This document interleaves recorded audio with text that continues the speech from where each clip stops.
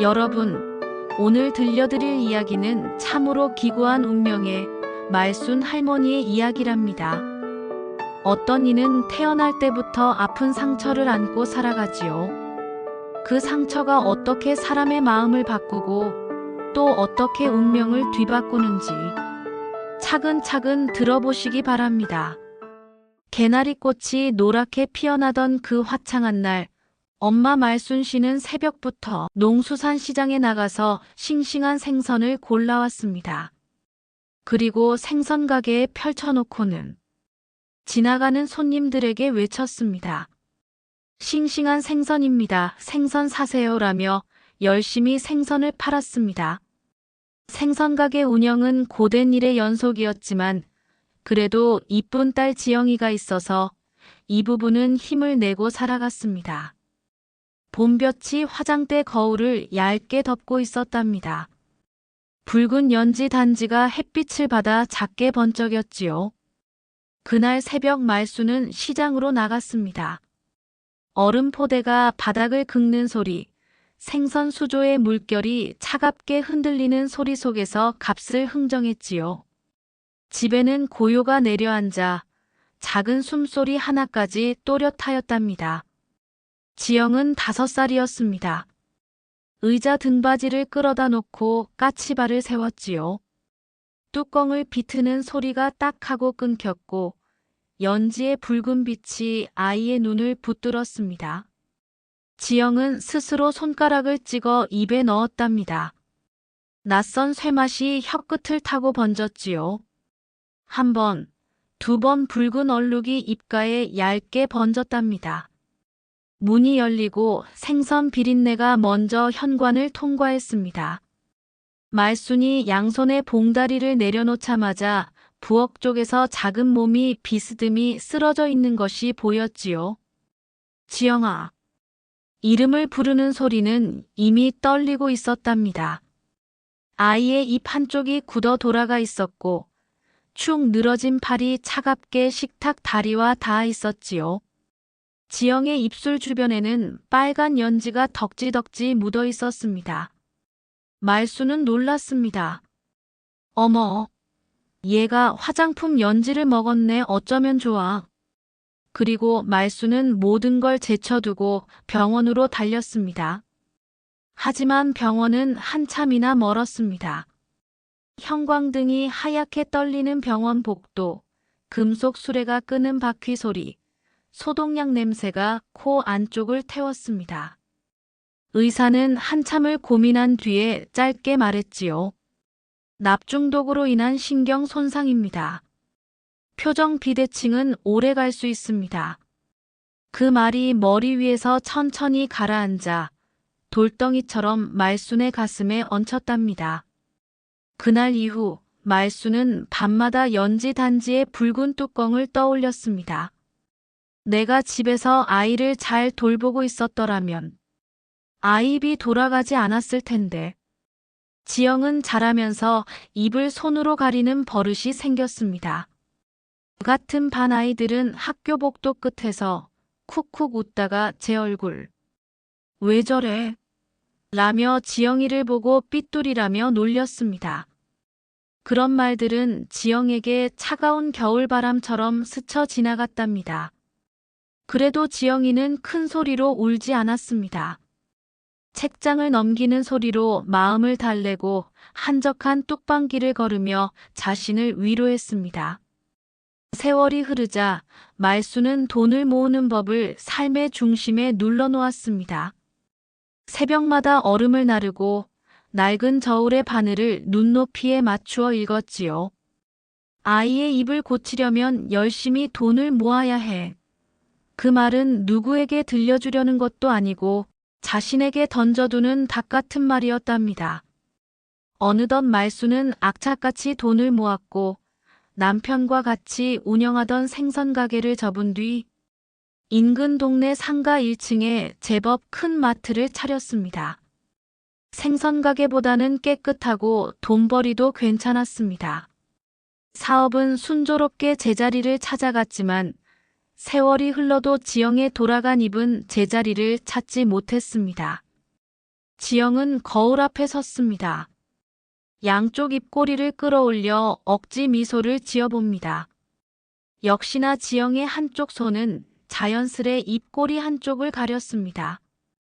그렇게 연지의 아픈 사연을 머금고 지영은 20회를 넘어 30으로 30을 넘어 40 언저리로 걸어 들어갔습니다. 지영이 살던 동네에는 태호라는 아이가 있었습니다. 그는 또래와 아이들과 다를 바 없는 말썽꾸러기 남자아이였지요. 하지만 태호에게는 지울 수 없는 아픈 그림자가 하나 따라다녔습니다. 어린 시절부터 간질 발작을 앓고 있었던 것입니다. 초등학교 3학년 여름날 뜨거운 햇빛은 유리창을 뚫고 교실 바닥을 눈부시게 비췄고 학교를 마치고 난 아이들은 기다렸다는 듯이 자전거를 몰고 운동장을 빠져나갔습니다. 태호야, 빨리 와. 친구들의 재촉에 태호는 힘껏 페달을 밟았습니다. 아이들의 자전거는 뚝방길 내리막을 내달렸습니다. 시원한 바람이 귓가를 파고드는 순간 태호의 눈앞이 갑자기 흐려졌습니다. 손에 힘이 빠지며 자전거 핸들이 한쪽으로 비틀어졌고 아이는 그대로 뚝방길 언덕 아래로 굴러 떨어졌습니다. 태호야! 친구들은 달려가 태호를 부축했습니다. 그러나 아이들의 눈에 태호의 모습은 무섭게만 느껴졌습니다. 도망가자, 무서워. 아이들은 순식간에 흩어졌습니다. 누군가는 울음을 터뜨렸고 누군가는 뒤도 돌아보지 않고 달아나 버렸습니다. 태호는 머리를 부딪혀 피를 흘리고 있었습니다. 다행히 지나가던 어른 한 분이 태호를 업고 병원으로 향했고 그날 이후 아이들은 태호를 멀리했습니다. 간질은 전염된대. 같이 놀다 쓰러지면 어떡해. 그런 말들이 태호를 더 외롭게 만들었습니다. 태호의 가슴속에서 자전거는 친구들과 타고 싶지만 이제 다시는 탈 수 없는 존재로 인식하게 되었습니다. 청년이 된 태호는 여전히 가끔씩 일어나는 발작의 공포를 안고 살았습니다. 언제 어디서 쓰러질지 모른다는 두려움은 그림자처럼 붙어 다녔고 일자리를 얻기도 어려웠습니다. 하지만 언젠가 정상적인 삶을 살겠다는 갈망을 품고 있었습니다. 청년 태호는 친구 민준의 도움으로 어렵게 농수산시장에서 알바 일을 얻었습니다. 그 후로 차근차근 돈을 모았고 세월이 흘러 동네에 작은 생선 가게를 차려서 운영을 하게 됐습니다. 수입은 변변치 않았습니다.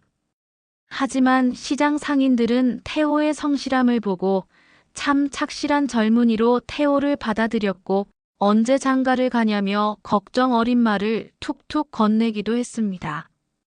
그럴 때면 태호는 답을 못하고 수줍게 웃음으로 대답했습니다. 사실 태호가 마음에 두고 있는 여자가 있었거든요. 그 무렵 지영은 마트 계산대에서 어머니를 도우며 살림을 거들고 있었습니다. 인매를 마스크로 가린 채 조심스럽게 웃던 그녀는 여전히 순하고 따뜻한 사람이었습니다.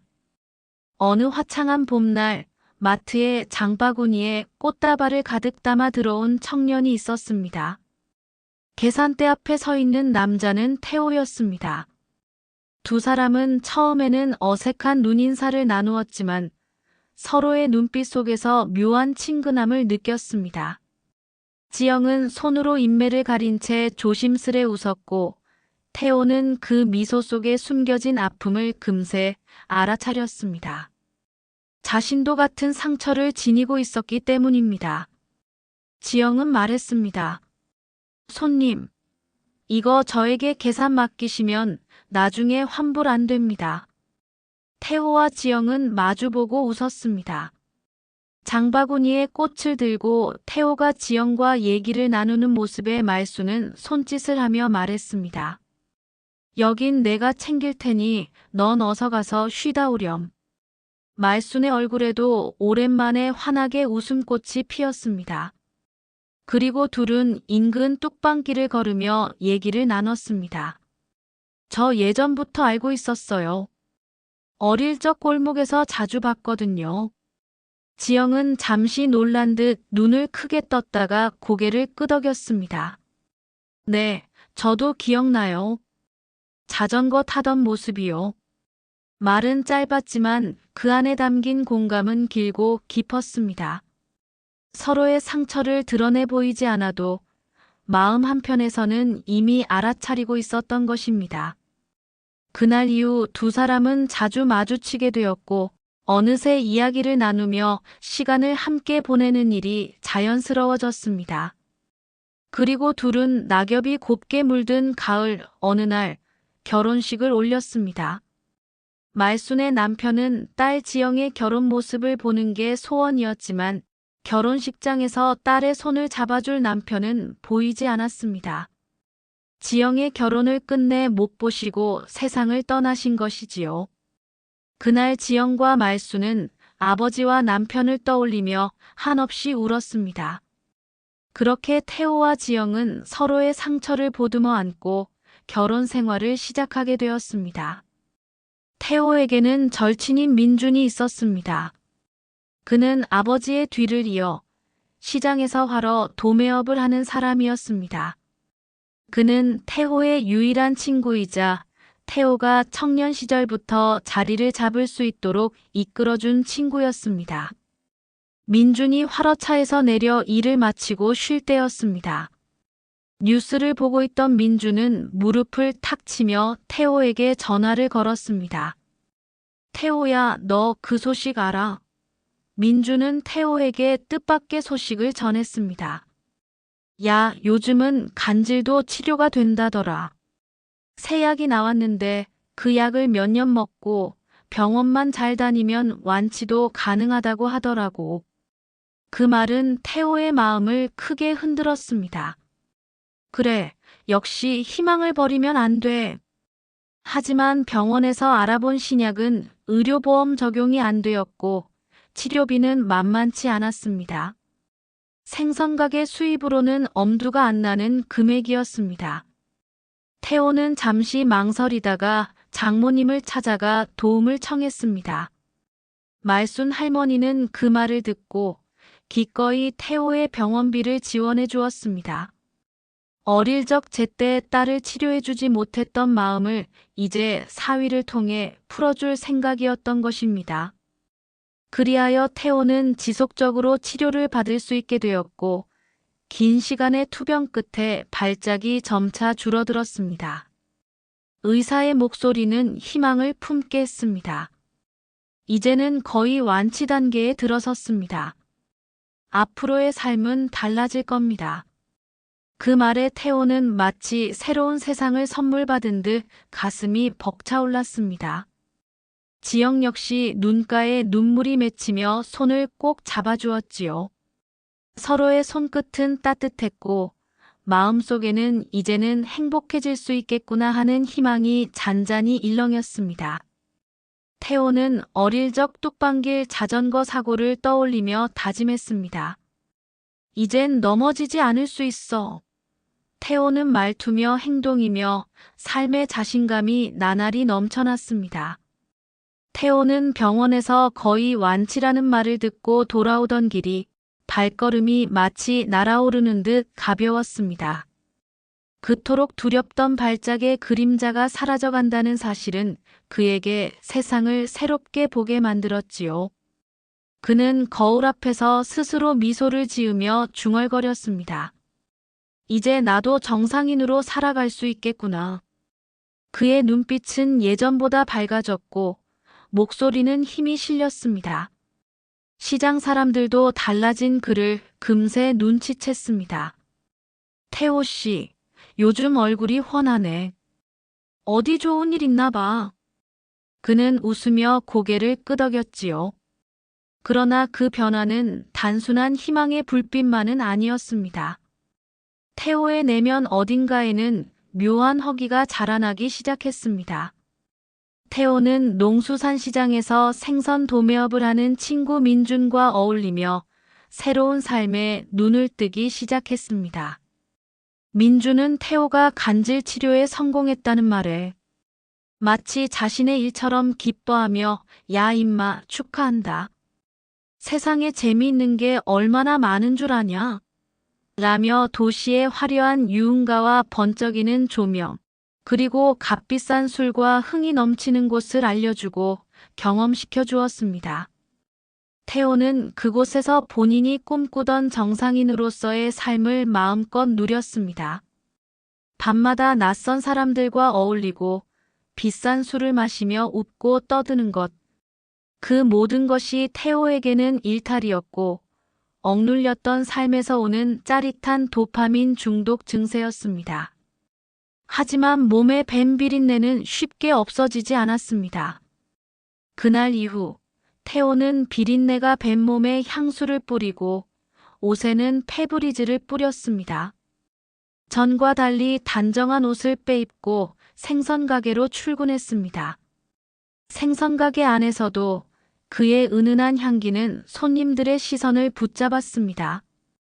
어머, 생선가게에서 좋은 향이 나네.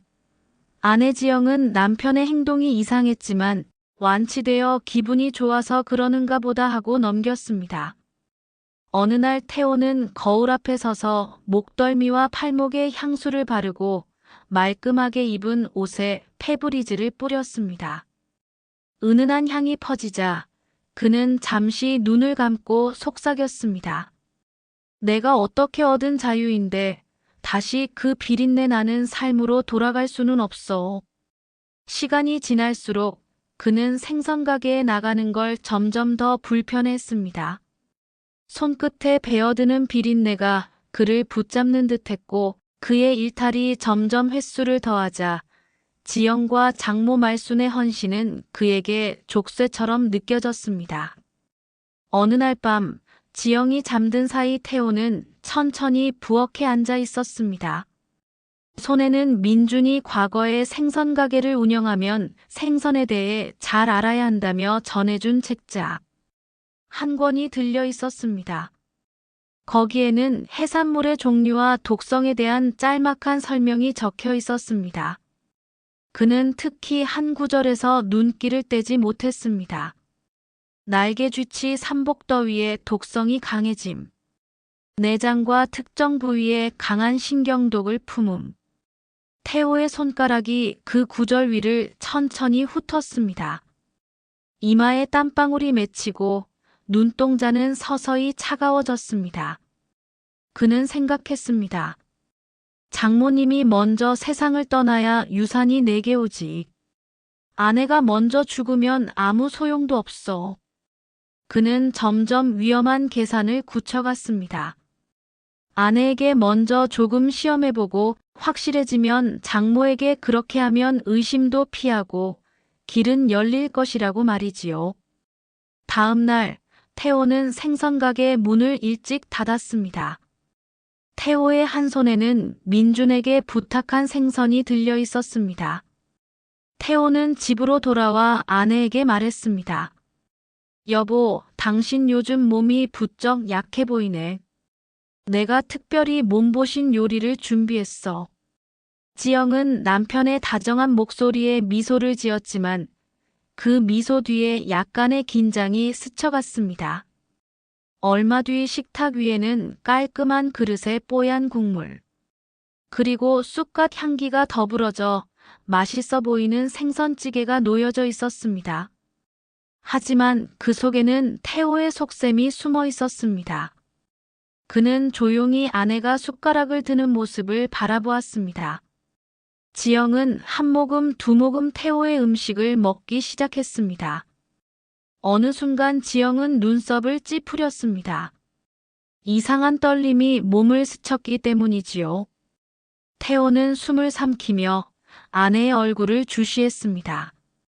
지영은 천천히 그릇을 내려놓고 숨을 고르려 했지만 곧 머리가 빙빙 돌며 몸이 휘청였습니다. 여보, 나 어지러워. 왜 이러지? 지영은 자리에서 일어나려다가 그대로 쓰러졌습니다. 지영은 쓰러진 채 숨을 몰아쉬었고 얼굴은 창백하게 질려 있었습니다. 태호는 서둘러 그녀를 업고 병원으로 향했습니다. 병원 복도에 흰 형광등 불빛이 쏟아지고 의료진이 분주히 움직였지요. 의사는 심전도와 혈압을 확인하며 고개를 갸웃거렸습니다. 맥박이 불안정한데 하지만 뚜렷한 원인을 단정하기 어렵습니다. 혹시 전에 이런 적이 있었나요? 지영은 어지럼증에 눈을 감은 채 대답을 잇지 못했고 태호는 지영 대신 고개를 끄덕이며 맞아요. 집사람이 몸이 허해서 가끔씩 어지럽다고 했습니다. 라고 말을 둘러댔습니다. 그 후 검사는 이어졌지만 명확한 원인은 나오지 않았습니다.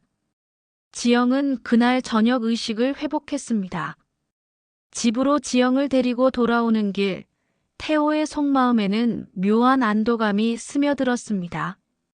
확실하다, 독은 통한다. 이 정도 양으로 이런 효과가 나는구나. 그럼 장모님에게는 조금 더 많이. 집에서 돌아오자마자 태호는 얼른 남은 국물을 버리고 건더기와 뼈는 음식물 쓰레기 봉투에 담았습니다. 그리곤 생각했습니다. 완벽해. 다음 날 아침 태호는 일찍 일을 나가고 없었습니다. 지영은 어제 일을 떠올리며 어제 먹은 생선찌개를 의심했습니다. 어디 갔지? 냄비는 깨끗이 치워져 있었습니다. 그리고 시선이 향한 곳은 음식물 쓰레기 봉투, 두툼해 보이는 쓰레기 봉투를 지영은 조심스럽게 열어보았습니다. 봉투에는 생선뼈와 다 먹지 못한 살코기 건더기가 눈에 띄었습니다. 지영은 어머니에게 전화를 걸었습니다. 엄마, 아무래도 내가 어제 남편이 만들어준 생선찌개를 먹고 쓰러진 것 같은데라고 말끝을 흐리자 말순 할머니는 한동안 침묵하다가 낮고 단단한 목소리로 대답했습니다. 그걸 가지고 와보렴. 내가 직접 보고 확인해 봐야겠다. 말순 할머니도 젊은 시절 생선 가게를 운영해 온 터라 그 생선이 무엇인지 확인코자 했던 것입니다. 얼마 뒤 지영이가 조심스럽게 들고 온 생선뼈와 살코기 이곳저곳을 보고 말순 할머니는 말을 이어갔습니다. 이건 내가 보던 생선류가 아닌데. 그녀의 손끝은 순간적으로 멈췄습니다. 수십 년 시장에서 생선을 다뤄온 그녀의 눈에도 낯익은 생선류가 아니었습니다. 내가 좀 더 알아봐야겠구나. 말순 할머니의 말에 지영은 고개를 끄덕였습니다. 말순 할머니의 눈빛에는 과거 어린 딸을 지켜주지 못했던 자책이 아닌 딸을 지켜야겠다는 강한 의지로 바뀌고 있었던 것입니다.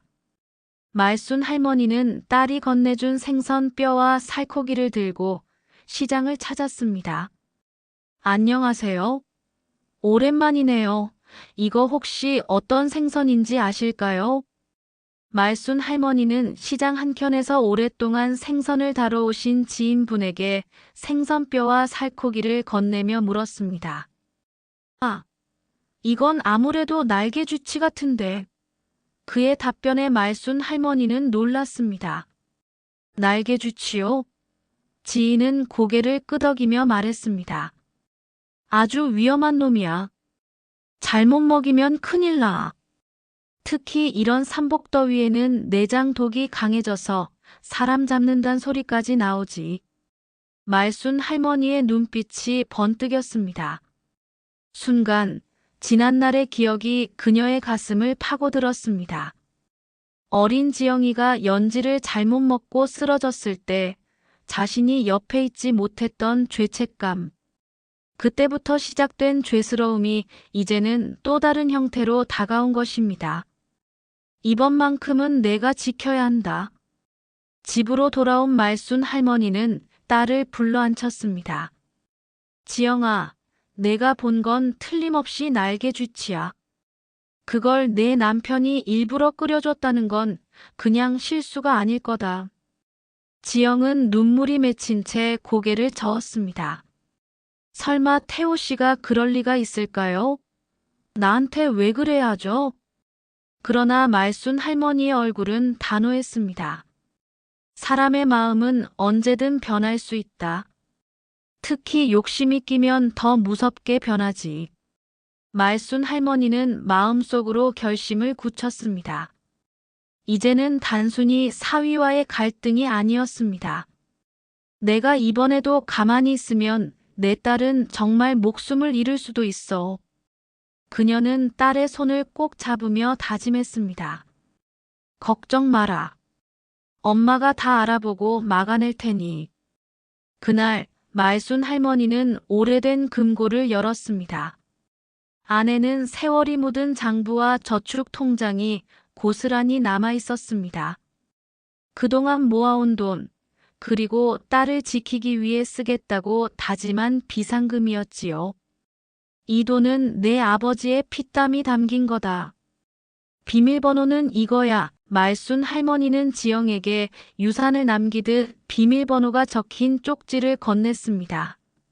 나에게도 무슨 일이 생길지 모르니 너도 알고 있어야지. 그 말에는 깊은 의미가 담겨 있었습니다. 모녀는 혹시 모를 불상사를 걱정하며 서로를 한참 바라보았습니다. 그녀는 이미 마음속으로 준비를 끝마쳤습니다. 태호의 탐욕이 더 자라기 전에 반드시 진실을 밝혀내겠다고. 그리고 딸에게 당부했습니다. 지영아, 내가 말하는 거 꼭 기억하거라. 내 남편이 어떤 걸 하자고 하면 그대로 응해줘야 해. 그리고 내 남편이 주는 것은 절대 먹지 말고, 알았지? 지영은 눈물을 머금고 끄덕였습니다. 태호는 요즘 웃음이 끊이지 않았습니다. 이제야 나도 제대로 된 인생을 사는구나. 그는 민준과 어울려 술집을 드나들며 화려한 옷차림을 하고 다녔습니다. 생선가게 주인이라기보다 마치 도시 유흥가의 단골 손님 같은 풍모였지요. 그러나 그 웃음은 집안에 들어서면 전혀 다른 색을 띠었습니다. 식탁에 앉은 지영을 바라보는 눈빛은 서늘했고 때때로 묘한 계산이 깃들어 있었습니다. 여보, 요즘 몸은 좀 괜찮아. 우리 내일 저녁에 근사한 곳에서 외식할까? 태호의 다정한 말투 뒤에는 무언가 숨겨진 긴장감이 배어 있었습니다. 지영은 억지 미소를 지으며 고개를 끄덕였지만 가슴속에서는 점점 더 커지는 공포가 몰려왔습니다. 태호는 지영으로부터 약속을 받아내자 민준을 찾아갔습니다. 얼마 전 민준으로부터 날개쥐치를 받아 아내에게 실험을 완료한 상태였던 태호는 이제 두려움이 없었습니다. 야, 전에 얘기한 그놈 있잖아. 날개쥐치 한 놈 더 구해줄 수 있겠냐? 민준은 눈살을 찌푸렸습니다. 태호야, 그건 위험해. 여름 삼복에 특히 독이 강해져. 손질 잘못하면 큰일 난다고 몇 번을 말하냐? 태호는 애써 웃음을 지으며 대답했습니다. 장사 하루 이틀에? 나는 독이 있는 놈을 먹어야 힘이 나더라고. 이번에 치료도 됐겠다. 몸보신 좀 해보려는 거지. 민주는 의심을 품었지만 오랜 친구였기에 더 이상 묻지 못했습니다. 그래, 알았다. 내가 다시 구해볼게. 다음 날 태호는 민준을 다시 만났습니다. 민준은 활어 트럭에서 날개쥐치 한 마리를 조심스럽게 꺼내어 태호에게 건네며 말했습니다.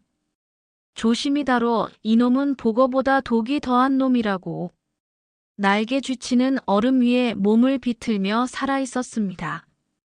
은빛 비늘이 햇빛을 받아 번쩍이고 커다란 날개 같은 지느러미가 펄떡거렸지요. 태호는 생선을 집어들었습니다. 그리고 도마 위에 올려놓고는 칼등으로 생선 머리를 쿵 하고 내리쳤습니다. 이내 머리를 맞은 생선은 피를 흘리며 팔팔했던 기운은 사라졌습니다. 그리고 다시금 본인의 계획을 떠올렸습니다. 장모가 먼저 사망해야만 유산을 받을 수 있다는 사실, 아내가 먼저 죽으면 모든 것이 물거품이 된다는 것. 그는 먼저 장모의 재산을 상속받고 이후 아내까지 죽여 모든 재산을 가로챌 계획 말입니다. 그날 오후 태호는 지영을 불러냈습니다. 그리고는 근사한 식당에서 저녁 식사를 했습니다. 태호가 먼저 말했습니다. 많이 먹어도 어머니 댁에 선물 좀 드리고 바로 와야 하니. 지영은 내심 태호와의 저녁 자리가 석연치 않았습니다. 무슨 일이 일어날지 모른다는 어머니의 말과 남편이 하자는 대로 응해주라는 말이 계속 떠올랐기 때문입니다. 무슨 선물이요? 지영이 묻자 태호는 장모님께서 내 치료도 도와주시고 해서 반찬거리 좀 드리고. 바로 오려고 태호의 말끝 뒤에는 많은 이야기가 숨어 있었고 지영은 어머니 말씀대로 내색하지 않고 꼭 참았습니다. 태호는 식사를 마치고 장모님 댁으로 향했습니다. 그의 계획은 손질한 날개쥐치를 장모님에게 건네고 바로 집으로 오는 것이었지요. 띵동, 자네 어서 오게나. 말순 할머니는 태호를 능청스럽게 반겼습니다. 장모님, 제가 내일 새벽에 일을 나가야 해서요. 이것만 드리고 가려고 잠깐 들렸습니다.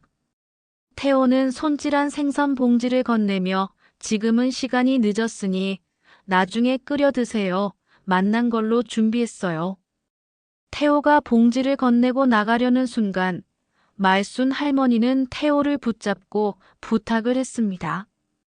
자네 미안한데 거실 화장실 비데가 고장이라 잠시 좀 봐주겠나?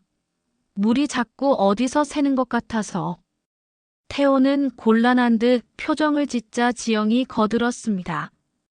여보, 잠시 봐주고 바로 갑시다. 태호는 고개를 끄덕이며 화장실로 향했습니다.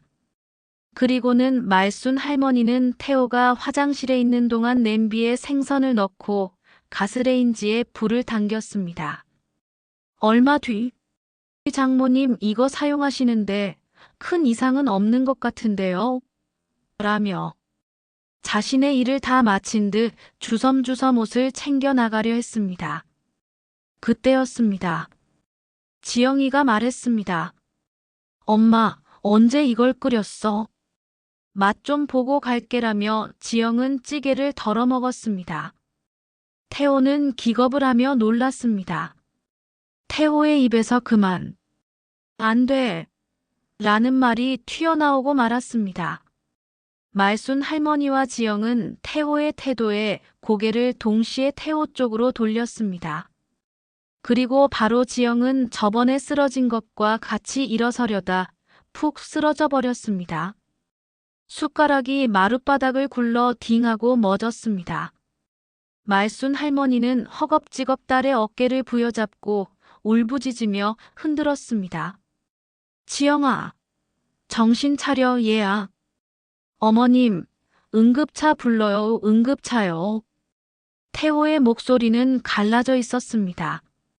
그러나 그의 눈빛은 당혹과 두려움, 그리고 어딘가 계산하는 눈빛이 교차하고 있었지요.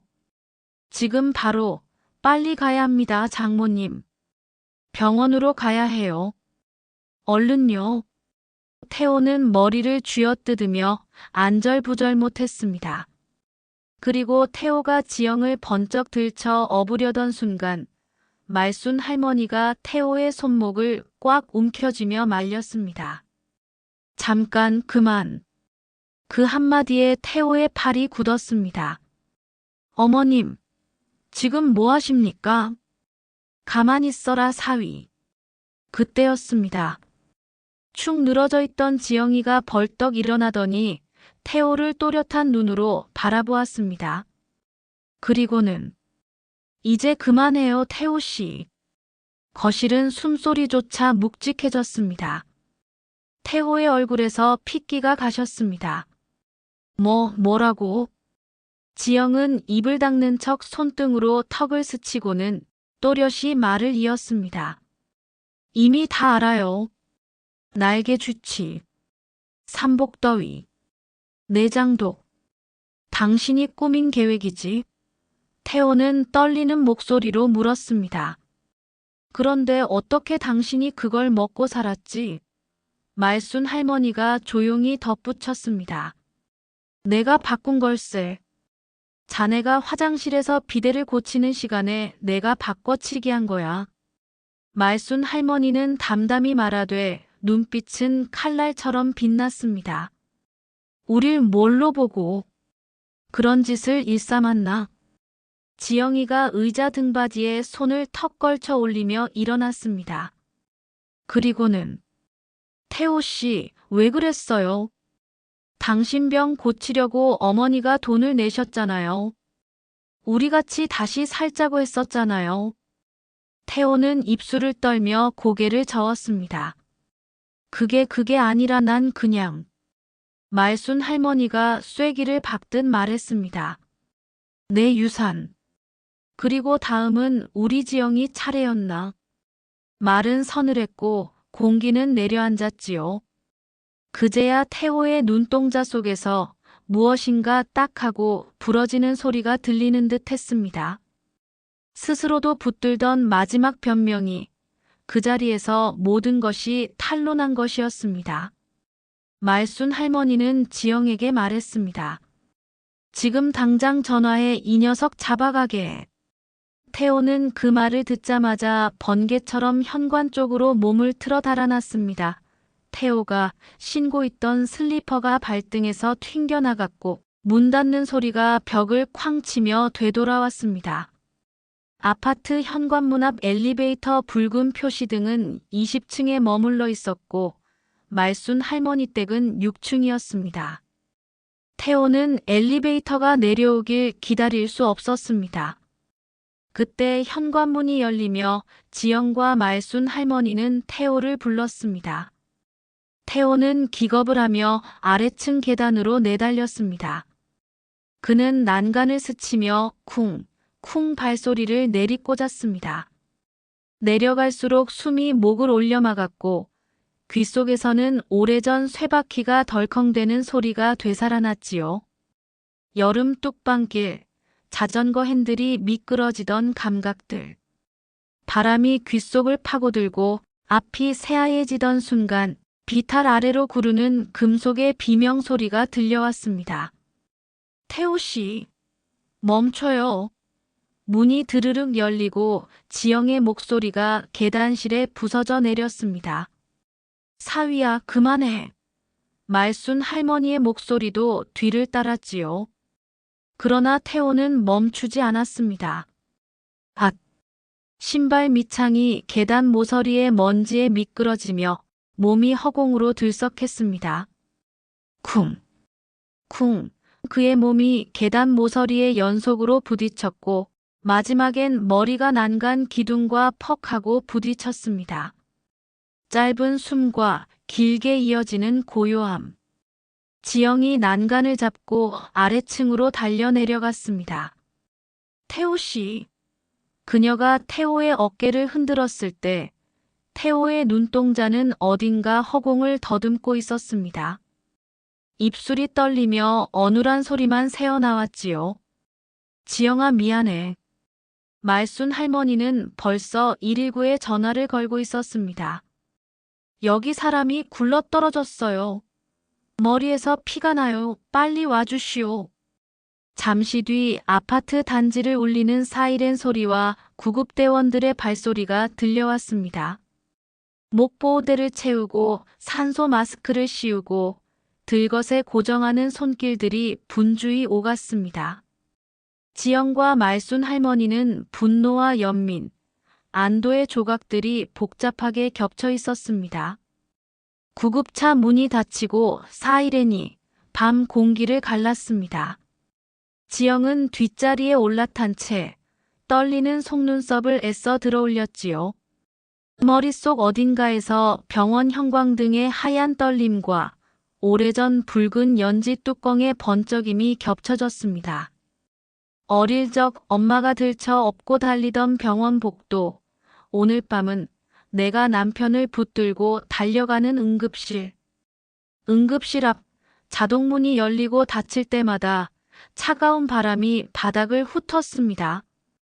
CT 촬영, 신경외과 수술 준비해. 의료진의 짧고 굵은 지시들이 이어지고 들것은 더 깊은 곳으로 빨려 들어갔지요. 남겨진 복도, 지영과 말순 할머니는 나란히 벽에 등을 붙였습니다. 엄마응, 나 오늘 쓰러진 척 했어도 진짜 심장이 벌벌 떨렸어. 그랬지. 그래도 잘했다. 말순 할머니는 딸의 손을 꼭 잡았습니다. 손끝이 닮아 있었습니다. 굳이 말하지 않아도 전해지는 맥박의 리듬. 한참 뒤 흰 가운의 의사가 걸어 나왔습니다. 안경을 고쳤으며 말을 골랐지요. 두부 외상, 뇌출혈 소견이 있습니다. 수술이 필요합니다. 그리고 척추 쪽도 정밀 검사가 더 필요하고요.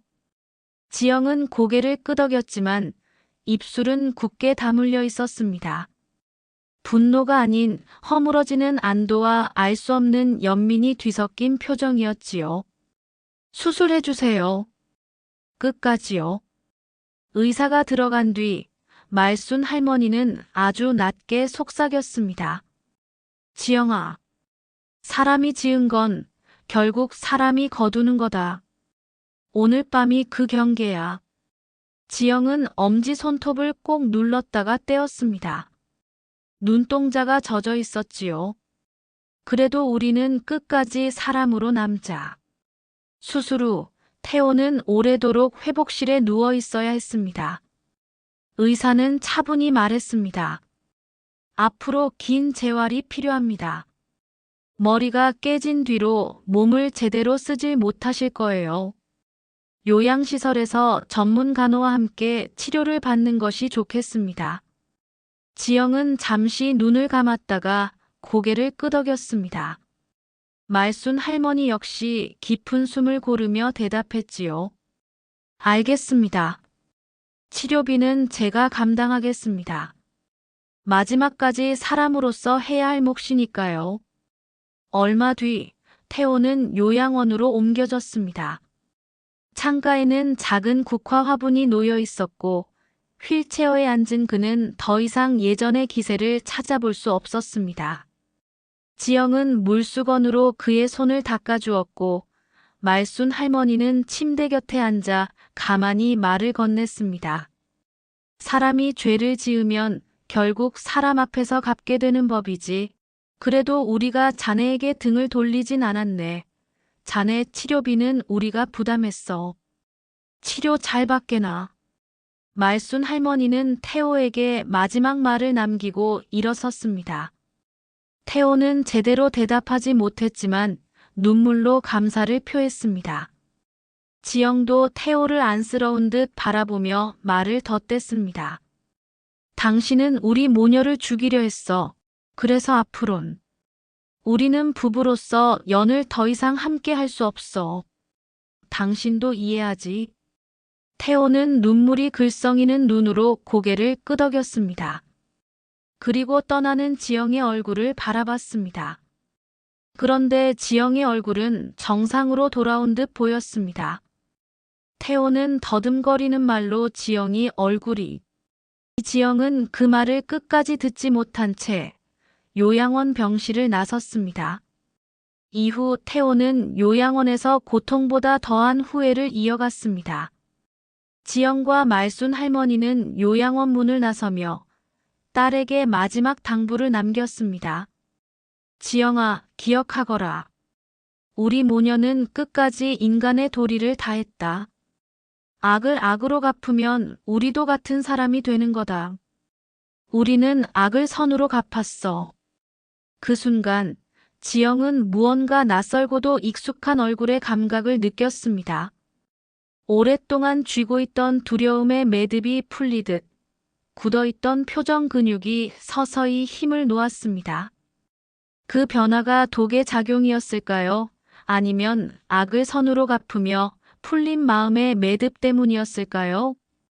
굳어있던 지영의 입술 한쪽이 드디어 제자리를 찾아 돌아왔습니다. 엄마, 내 입이 제자리로 돌아오는 것 같아요.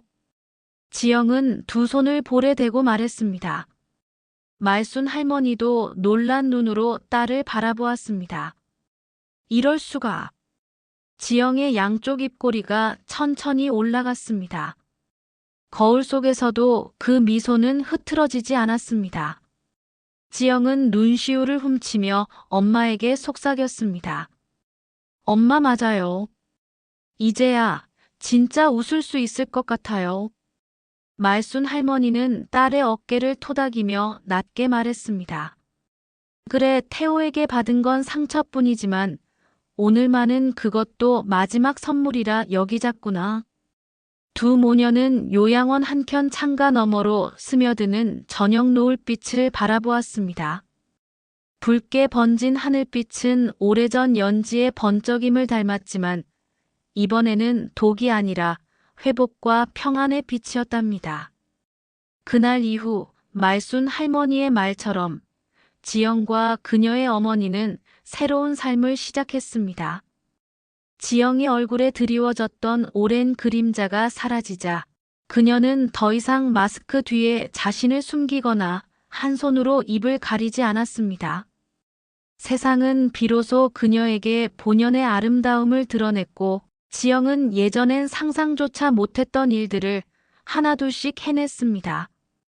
혼자서 쓸쓸히 뚝방길을 걷던 그녀는 이제 활짝 웃으며 새로운 인연들과 마주합니다. 과거의 아픈 상처는 더 이상 그녀를 올가매는 족쇄가 아니라 그녀를 더욱 강하고 아름답게 만들어준 훈장처럼 빛났습니다. 그리고 얼마 전 지영은 뚝방길에서 우연히 자전거를 타고 환하게 웃는 한 남자를 보았습니다. 바람에 흩날리는 그의 머리카락, 자유롭게 페달을 밟는 모습. 그 순간 지영은 가슴속 깊은 곳에서 잔잔한 깨달음을 느꼈습니다. 오랜 겨울이 지나고 찾아온 진짜 봄은 이제부터 시작이라는 것을요.